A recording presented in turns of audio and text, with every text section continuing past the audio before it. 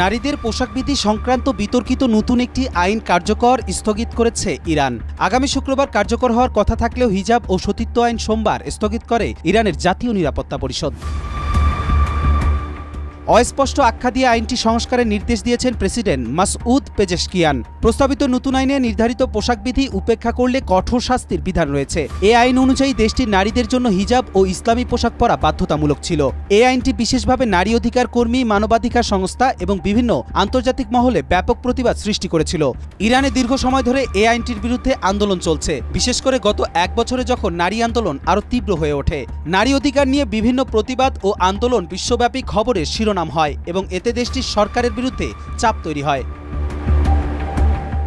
সরকারি বিবৃতিতে বলা হয়, এই আইনের কার্যকরের স্থগিতাদেশ দেশটির শীর্ষ নেতৃবৃন্দের সিদ্ধান্ত অনুযায়ী নেওয়া হয়েছে। তবে এটি একটি সাময়িক ব্যবস্থা। পরবর্তী সময়ে আরও আলোচনা এবং সংশোধনের জন্য এই আইনটি পুনরায় পর্যালোচনা করা হবে। এই স্থগিতাদেশের ফলে দেশটির নারীরা কিছুটা স্বাধীনতা পেয়েছেন, তবে ভবিষ্যতে এই আইন পুনরায় কার্যকর হতে পারে বলে ধারণা করা হচ্ছে। আন্তর্জাতিক সম্প্রদায় ও মানবাধিকার সংস্থাগুলি এই সিদ্ধান্তকে একটি ইতিবাচক পদক্ষেপ হিসেবে দেখছে, তবে তারা আরও এগিয়ে যাওয়ার জন্য ইরানের সরকারের প্রতি চাপ তৈরি অব্যাহত রেখেছে।